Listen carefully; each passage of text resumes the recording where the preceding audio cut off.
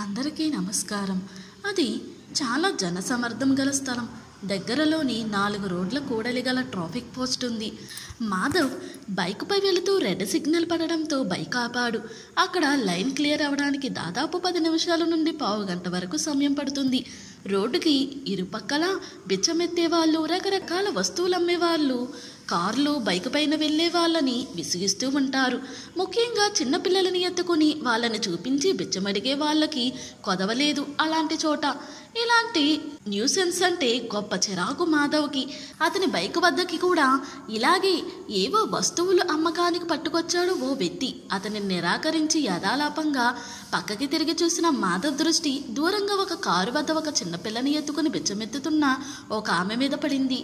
తైల సంస్కారం లేని జుట్టు, చినిగిన దుస్తులతో దారిద్ర్యానికి ప్రతినిధిలా ఉందామె.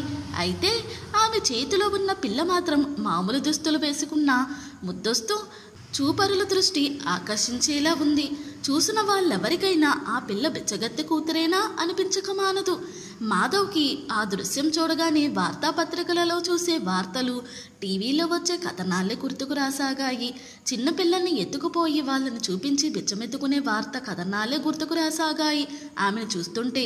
వెంటనే బండిని ఓ పక్కకు తీసుకెళ్లి పార్క్ చేసి ఆ ఎదురుగా ఉన్న పోలీస్ పోస్ట్ వద్దకు వెళ్ళి తన అనుమానం వ్యక్తం చేశాడు మాధవ్. మాధవ్ అనుమానాన్ని నమ్మదగినదిగా అనిపించడంతో అక్కడ ఉన్న పోలీస్ కానిస్టేబుల్ లాఠీ ఊపుకుంటూ అక్కడికి వచ్చాడు.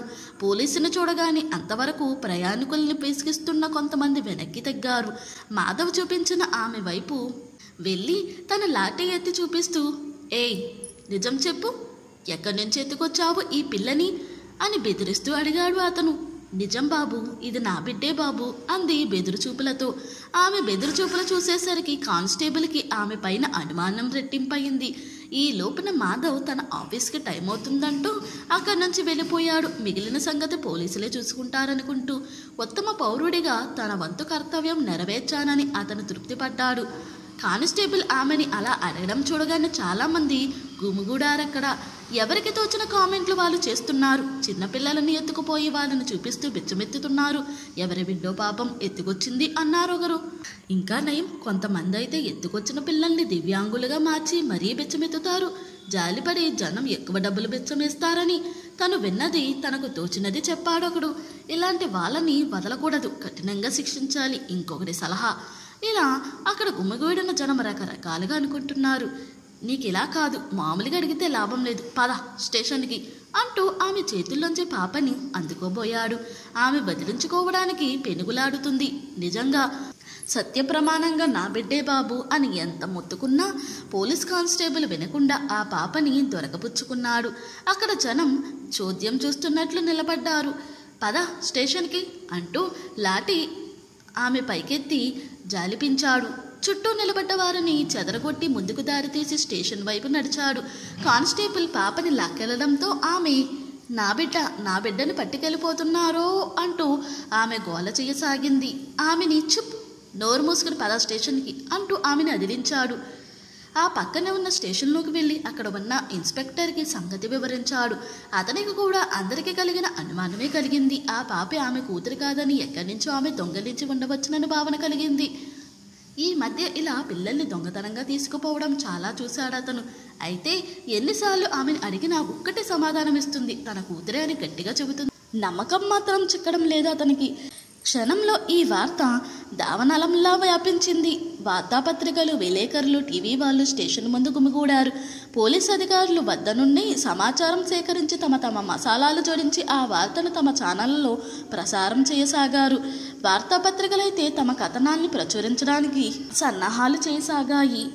అనుమాన పరిస్థితులలో లచ్చి అనబడే ఈమెను మేము అదుపులోకి తీసుకున్నాం. ఈమె వద్దనున్న 2 ఏళ్ల పాపని ఎక్కడి నుంచి ఎత్తుకొచ్చిందో ఎంత అడిగినా చెప్పడం లేదు. ఎన్ని మార్లు ప్రశ్నించినా తన కూతురే అంటుంది. ఈ పాప గురించి ఎవరికైనా తెలిస్తే వెంటనే తమ పక్కనున్న పోలీస్ స్టేషన్లో తెలియపరచవలెను. అంతవరకు ఈ పాప శిశు సంక్షేమ శాఖ వాళ్ళ సంరక్షణలో ఉంటుంది అని ఇన్స్పెక్టర్ చెప్పింది టీవీలో పదే పదే వస్తుంది. ఆ సాయంకాలం టీవీలో ఈ వార్తలు చూస్తున్న భార్య అనితకు చెప్పాడు మాధవ్. ఇదిగో నేను చెప్పానే, ఆ బిచ్చగత్తె చిన్న పాపని ఎత్తుకొచ్చింది. నేను చూసి పోలీసులకు చెప్పా.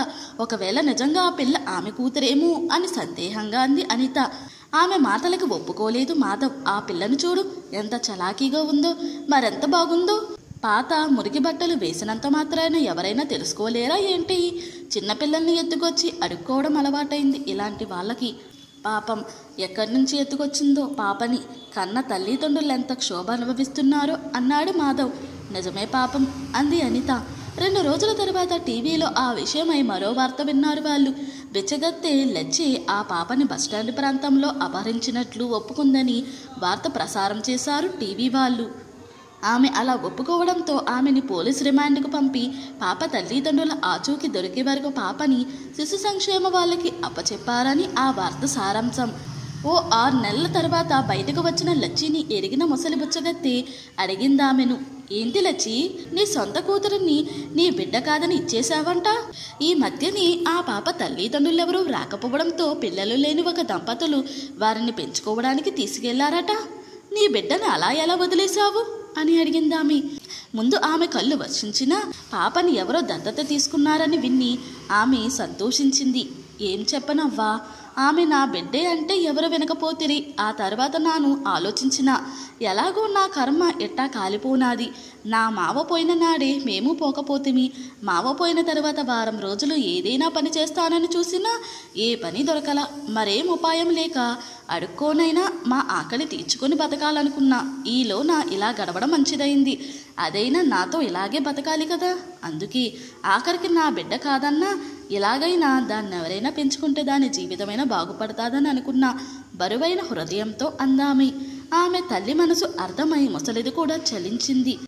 ఇంతటితో ఈ కథ ముగిసింది. ఈ కథ కనుక మీకు నచ్చినట్లయితే మరియు నా ఎక్స్ప్లెనేషన్ కనుక మీకు నచ్చినట్లయితే ప్లీజ్ లైక్, షేర్, సబ్స్క్రైబ్.